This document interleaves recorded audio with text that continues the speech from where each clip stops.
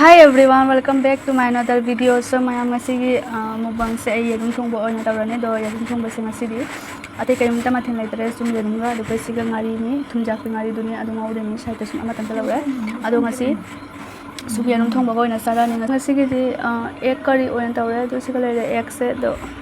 ado mayam video se hodi ngai dai channel bu like se subscribe tawbiramu ado comment su soidana tawbiramu video se nungai te do haibiramu ado gai insta su follow tabi mayam ai instagram gi link to gi description box ta hapsalam ge mayam insta su follow tabi ado mayam video se hogasi masigi video se ahin do na shoot tawre ai nun dinda haidi chahin jang do yamna ahoba dish to hodre do om chak na isa se olan yam ado na jam video se sem dre do huji ko na sum nai to nai video se seme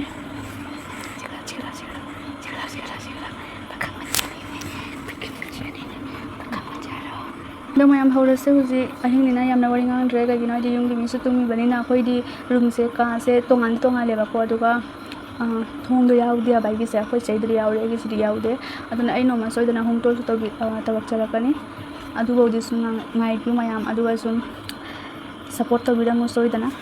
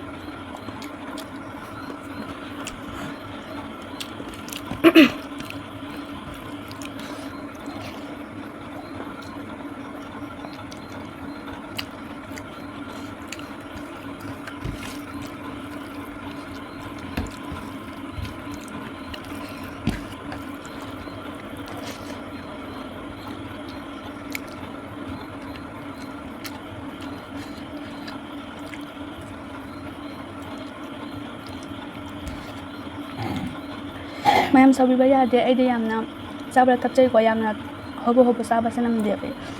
phun de tawre du nai sum tam di sajai tam saba gi mukbang su yengning ba mi le jamgani ko thu na saba mi su leng ba gi mi le mi yamna le du tam na saba mi su yam le jamgani abo di tam saba hini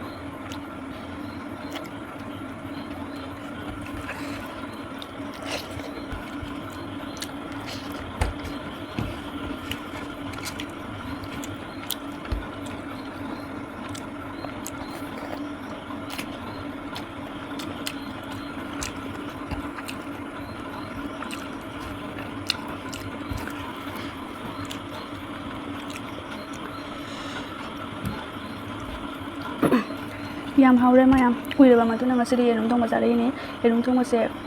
jare ba am de kuira tarani tham khale to mane yenum sa ta ba se dong asiri ali ma thong darami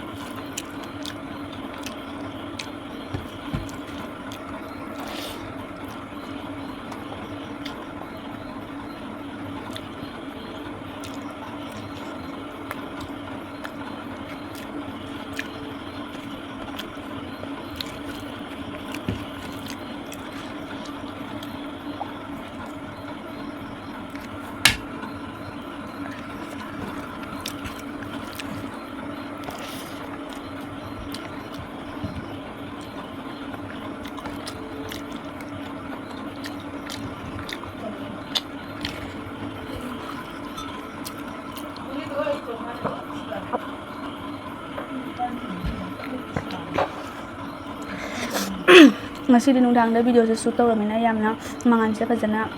ngam da haidi mamchan ba dumai tawre ko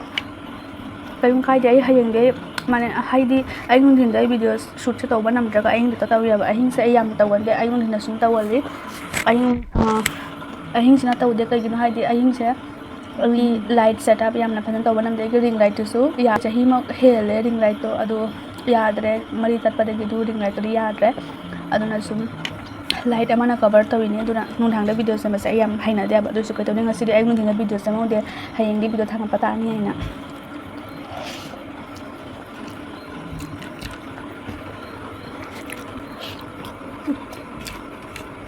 Yang bisa kuya ba matun da sabi na hawa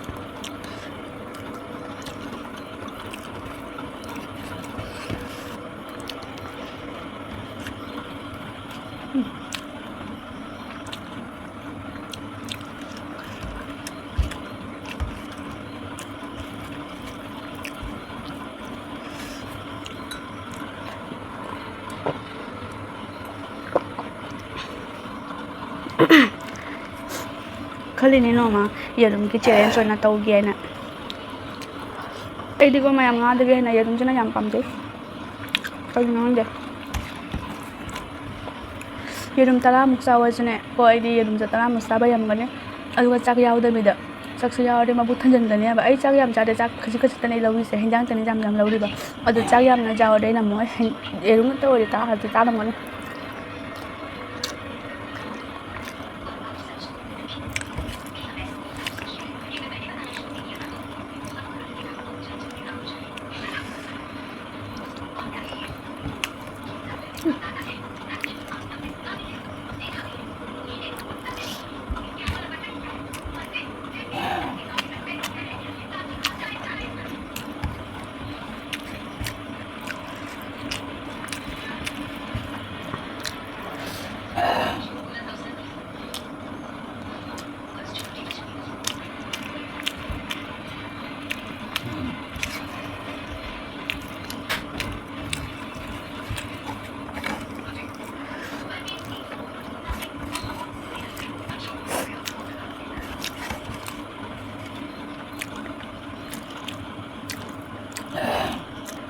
last bite asi se yarum se last bite ni